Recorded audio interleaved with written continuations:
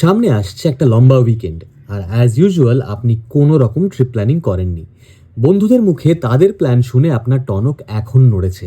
গিন্নি কিন্তু বলে দিয়েছে মন্দারমণি আর যাবে না, দীঘাটা ইজ টু ট্যাকি।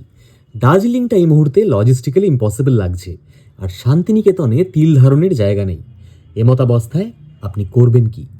আপনার জন্য রইল সহজ তিনটে আইডিয়া। আইডিয়া নাম্বার ওয়ান, গিন্নিকে বলুন আসছে উইকেন্ডে আমরা একটা লেট ক্যাফেতে গিয়ে সাহিত্যে রন্ধেভু করব। সত্যজিৎ রায় থেকে সালভাডোর ডালি কাউকে ছাড়বো না। কলকাতা শহরে এমনিতেই এখন প্রচুর ক্যাফে হয়ে গেছে যেখানে তাদের খাবার মুখে তোলার যোগ্য না হলেও সেখানে ছবি ভালো আসে। And you know her priorities, right? Idea number two, propose করুন একটা স্লো ট্রাভেল এক্সপিরিয়েন্স। উলুবেড়িয়া কিংবা ডোমজুড়ের কাছে কোনো একটা হোমস্টে বুক করুন যেটা সাধারণত কেউ বুক করে না। বলুন প্রপার্টিটা আনএক্সপ্লোর্ড, ভার্জিন, ইন্টেলেকচুয়াল লাগবে।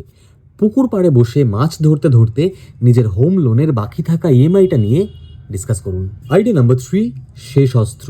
বলুন সবাই যাচ্ছে বলেই কি আমাদের যেতে হবে? এটা একটা বোর্জোয়া মোবিলিটি ট্র্যাপ।